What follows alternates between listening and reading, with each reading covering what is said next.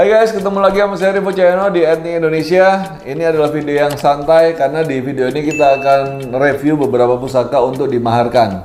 Kalau kamu suka dengan video pemaharan pusaka, kamu nonton aja. Kalau nggak suka, ya nonton video kita yang lain. Oke? Dan juga di video ini kita akan jawab beberapa pertanyaan yang kita udah kumpul-kumpulin. Karena saya selalu baca komen-komen di apa yang ada di setiap video itu, saya selalu baca guys. Cuman saya memang sengaja nggak balas satu persatu. Biasanya saya catat, kita capture mana pertanyaan yang bagus untuk kita buat di setiap video yang kita akan buat. Oke? Mungkin pertanyaan dulu atau review dulu nih Ron? Review satu dulu. Review dulu ya, ini pusaka keren guys. Ini adalah masuk gayam. Nah ini ada yang bilang gayam banci. Jogja enggak, Surakarta enggak, jadi agak ini. Tapi memang ada bentukan gayam seperti ini. Dia modelnya di tengah-tengah antara Jogja dengan Surakarta. Dan dari kayunya kayu timo. Dari dadarnya ini kayu tayuman guys, keren. Dan di pendoknya, pendok lawasan swasa. Swasa itu penggabungan antara perak dengan perunggu. Jadi ada agak kuning-kuning tapi juga warna putihnya juga kelihatan kilapnya. Nah ini masuk pendok yang lawas banget dan ini masih original dari rangkanya sampai ke pendoknya. Kita lihat dari bilahnya, ini spesial. Mantap, ini masuk bilah dengan dapuran brojol. Nah pamornya ini yang keren guys. Pamornya ini pamor Parisauli katanya, kata orang-orang. Dan juga di buku juga dibilang ini adalah pamor Parisauli. Parisauli adalah pamor dengan penggambaran seperti padi ya. Kalau saya sih bilang mungkin bukan padi tapi seperti daun pakis ya. Tapi ada yang bilang ini padi. Tapi apapun namanya di dalam buku adalah dengan pamor pari sauli. Jadi bentuknya seperti padi, seperti tanaman. Sauli itu adalah penggambaran dari pari yang banyak, pari yang melimpah, pari yang sauli gitu ya. Uli itu sak pelataran gitu maksudnya. Jadi sebenarnya ini hampir-hampir mirip dengan pamor Waswuta. Kalau Waswuta itu adalah pamor yang beras yang bertumpah, yang beras yang melimpah. Kalau ini parinya melimpah guys. Kemungkinan besar secara tuah dan filosofinya ini juga pamor kerejekian. Tapi mungkin dia lebih ke arah untuk orang-orang yang bergerak di bidang agrobisnis ya. Jadi zaman dulu sampai zaman sekarang itu ada banyak sekali orang-orang yang menggantungkan hidupnya di dalam pertanian, dalam perkebunan, di dalam bercocok tanam dan segala macam ya. Dan salah satu pusaka yang dipercaya untuk bisa membantu di dalam kehidupan agrobisnis adalah dengan dapuran dengan pamor Parisauli. Jadi buat teman-teman yang mungkin bergerak di bidang agrobisnis, ini pusaka yang kamu harus punya guys. Karena penggambaran dari tanaman yang diwujudkan di dalam bilah pamor dalam suatu pusaka. Dan di ininya ya, di dapurannya masuk dapur brojol sebagai pusaka perlambang daripada menuntaskan suatu masalah atau menyelesaikan suatu masalah dengan cepat. Itu dapurannya dapuran brojol. Kalau dilihat dari eranya dan ciri khasnya, ini masuk era Tuban. Kemungkinan abad ke-17, abad 18. Kalau dari besiannya juga cukup bagus. Panjangnya sekitar 36-37 cm normal di era pusaka untuk era pusaka Tubanan. Pamornya cukup deling dan ini sangat cocok untuk teman-teman yang suka mengoleksi pusaka dengan pamor-pamor yang langka. Ini termasuk pamor yang langka guys. Keren. Parisauli. Maharnya saya maharkan 9 juta guys. Untuk pamor Parisauli maharnya 9 juta. Kalau teman-teman minat kamu boleh lihat di ini ya. Di sini ada nomor teleponnya admin. Kalau kamu mau tanya-tanya boleh tanya-tanya dan tawar-tawaran juga boleh, terserah. Oke, ada pertanyaan apa? Dari Boah. Boah. Om Rivo numpang tanya, kan benda pusaka barang sakral ya. Terus kalau misal dipaketkan seperti yang di unboxing Om Rivo, kira-kira ada ritual khusus nggak? Kan sering ya saya dengar cerita orang-orang misal benda pusaka dibawa bukan empunya, malah hilang atau nggak kembali. Selama ini sih kalau kita dapat kiriman sih selalu nyampe sih bro. Iya. Iya kan? Jadi memang kita nggak menghilangkan istilahnya cerita-cerita yang bersifat seperti mistik atau supranatural seperti itu. Cuman selama saya ini merawat pusaka itu selama ini masih bisa dicerna dalam akal sehat gitu loh. Nggak pernah ada pusaka itu yang hilang sendiri kalau nggak dicuri orang, atau nggak pernah ada pusaka yang istilahnya bergerak sendiri tanpa digerakkan oleh sesuatu kayak gitu ya. Jadi sebenarnya kita mesti ini sih ya, di era sekarang ini kita jangan terlalu gampang percaya dengan cerita yang diceritakan turun-temurun tanpa kita memilah dengan logika kita. Jadi apapun pusaka adalah warisan budaya, warisan sejarah yang kita harus rawat, kita harus lestarikan tanpa kita harus takut akan cerita-cerita mistik yang ada di belakangnya gitu ya. Karena pusaka ini udah terlalu lama dikambing hitamkan dengan banyak sekali cerita negatif. Contohnya film-film era 70-an, 80-an itu banyak sekali dukun-dukun yang nyantet orang pakai keris gitu ya. Apalagi pokoknya hal-hal yang sifatnya negatif selalu dihubungkan dengan keris atau pusaka. Nah, itu membuat generasi-generasi setelahnya mempunyai pandangan negatif dan takut akan pusaka. Dan juga di era-era yang dulu juga mungkin waktu kita kecil kita diajarin sama orang tua kita itu dengan cara yang nakut-nakutin terus gitu ya. Jadi supaya kita nggak bermain pusaka waktu kita kecil, kita pasti dikasih bumbu-bumbu cerita-cerita yang seperti itu gitu loh. Itu akhirnya membuat kita sampai besar pun kita jadi jadi terbawa cerita-cerita seperti itu yang mengakibatkan akhirnya kita takut untuk melestarikan benda pusaka yang harusnya menjadi kebanggaan untuk bangsa Indonesia. Jadi mari kita melihat segala sesuatu dengan logika yang benar, walaupun kita tidak boleh menghilangkan dari sisi esoteris daripada pusaka, karena pusaka itu memang benda yang dibuat tidak sembarangan dengan orang yang tidak sembarangan juga, pasti mempunyai kekuatan tertentu. Tapi harusnya kita bisa memilah-milah kalau hal-hal seperti itu harusnya nggak terjadi. Oke, jadi selama ini kita nggak pernah ada ritual khusus dalam packingan pusaka atau ritual khusus dalam pengiriman pusaka, nggak ada, dan selama ini juga aman-aman aja guys. Semoga akan tetap aman-aman aja ya. Paris Sauli. Ada ritualnya Pak Bu? Apa ritualnya? Transfer dulu. Cek resi. Ini pusaka yang udah saya simpan lama, dulu saya ngambil dari daerah Tulungagung kalau nggak salah. Dengan sandangan dari warangka daunan Madura, daerahnya juga lawasan Madura juga, pendoknya juga gaya Madura, jadi full Madura Sumenep dengan bilah yang sangat keren.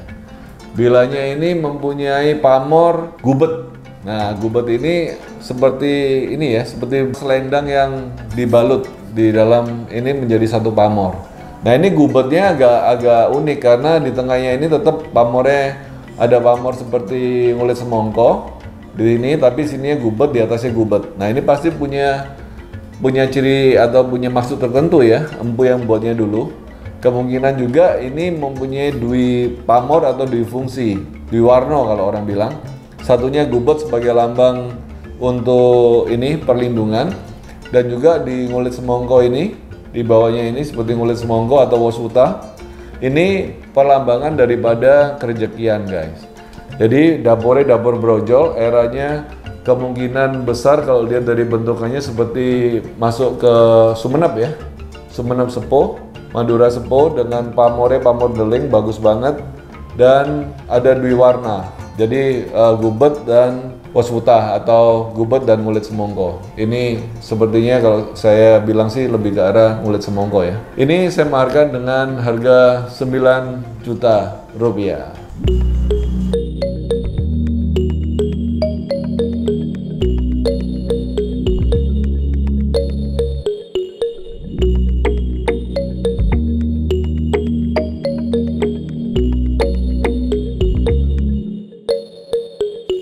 Nah, ini spesial guys, ini sebenarnya nggak pengen dilepas ya, tapi nggak apa-apa.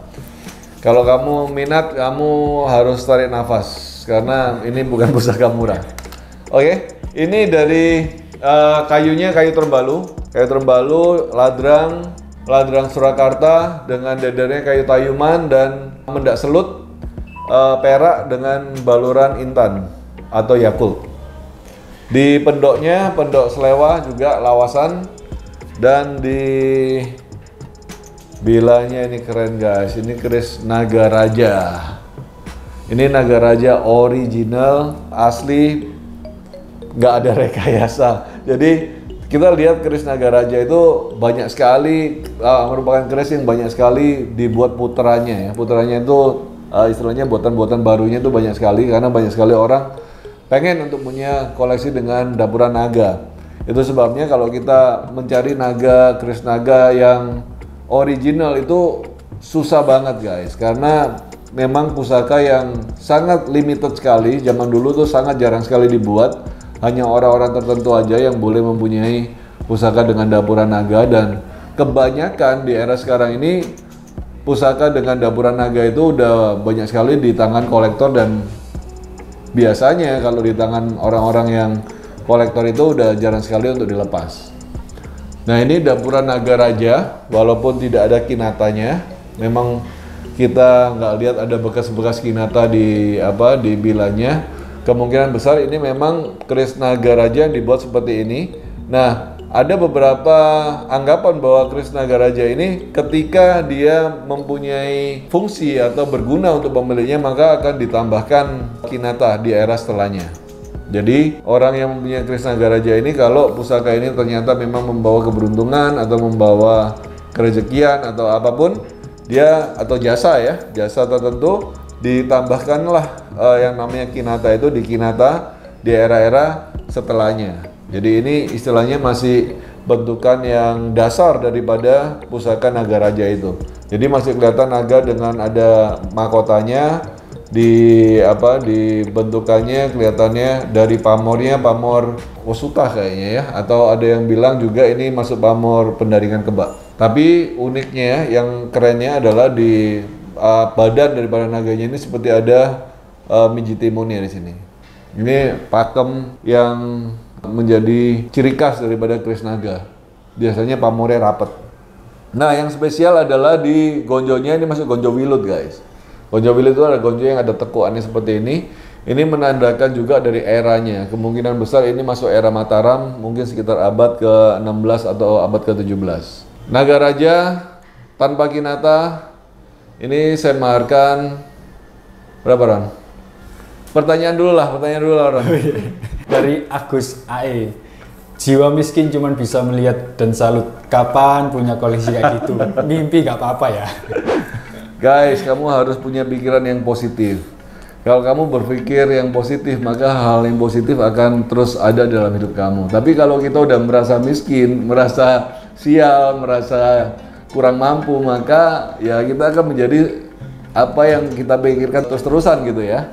Jadi kalau kita mau menjadi orang sukses, yang kita rubah itu bukan bangun pagi jam berapa atau pekerjaan apa, bukan. Yang mau orang sukses yang berubah duluan adalah pikiran kita. Kalau kita berpikir, ya saya harusnya menjadi orang yang sukses, kita bukan orang hilangkanlah pikiran jiwa miskin itu harus gak boleh ada dalam pikiran kita. Jadi jiwa kita adalah jiwa yang kaya, karena kita diciptakan dari dari rahim ibu kita itu nggak gampang guys. Dari perjuangan daripada nenek moyang kita, dari ibu bapak kita itu membesarkan kita itu nggak mudah dan nggak murah. Jadi harusnya kita mempunyai semangat dan kita mempunyai pikiran yang selalu positif. Dari pikiran yang positif, maka banyak hal yang positif juga yang akan ada dalam hidup kamu. Jadi mari kita hilangkan pikiran-pikiran jiwa miskin itu. Harus kamu punya pikiran kamu adalah jiwa yang kaya, maka akan ada banyak peluang yang ada dalam hidup kamu. Oke, teman-teman, ini lagi satu lagi ya. Oke. Lagi dulu aja lah. Jangan jiwa miskin lagi lah, jiwa kaya lah. Ini dari Bayi Mustika Aji. Ya. Bikin jasa sertifikat tosan Aji etik Indonesia lagi sing pesen. Oh iya, masuk akal. Jadi kita memang pengen sih ya. Tapi apakah saya cukup kompeten dengan itu? Nah, saya masih merasa saya ini masih banyak kekurangan dan masih ada hal yang kita terus mau pelajari. Kalaupun nanti suatu hari kita buat sertifikasi untuk pusaka, mungkin yang menilai bukan hanya saya, tapi ada 3 atau 4 orang yang lain yang menjadi tim untuk kita menilai suatu pusaka itu, baik dari dapur, tangguh, pakemnya, dan juga filosofinya. Jadi mungkin kalau kita mungkin di subscriber 200.000 lah, kita buat ya sertifikasi untuk Boleh ya? keris untuk etnik Indonesia ya. Boleh, Tapi boleh, nanti boleh. saya akan bentuk tim yang akan menayuh atau menangguh pusaka itu. Jadi buat teman-teman yang kamu punya pusaka yang bingung pusaka, karena ada banyak banget orang kirim saya gambar, bingung nama dapur, pamor, pakemnya. Cuman kan karena keterbatasan waktu dan ini banyak keris yang saya tidak jawab gitu, karena memang kita nggak fokus di sana. Tapi kalau kita mau fokus di sana suatu hari, kita membantu untuk mengidentifikasi suatu pusaka, identifikasi ya. Mungkin kita akan buat satu tim, mungkin 3 orang untuk bisa menilai suatu pusaka. Dari sana kita akan ngasih sertifikat untuk dari etnik Indonesia. Mantap. Setuju nggak teman-teman? Kalau setuju boleh jual HP kamu dan tulis komen di bawah. Oke guys, untuk Nagaraja ini saya lepas 75 juta. Semoga nggak laku ya. Jangan laku lah, ini sayang nih, susah nih nyarinya. Oke guys, itu aja teman-teman video kita, semoga terhibur. Semoga pusaka Nusantara semakin ini ya, semakin lestari. Kenapa kok kita jual mahal ya? Karena memang nggak boleh dijual murah, pusaka itu harus mahal. Supaya orang lebih menghargai bahwa pusaka itu adalah warisan sejarah, warisan budaya yang harus kita lestarikan. Sampai ketemu di video-video selanjutnya. Salam budaya. Jos.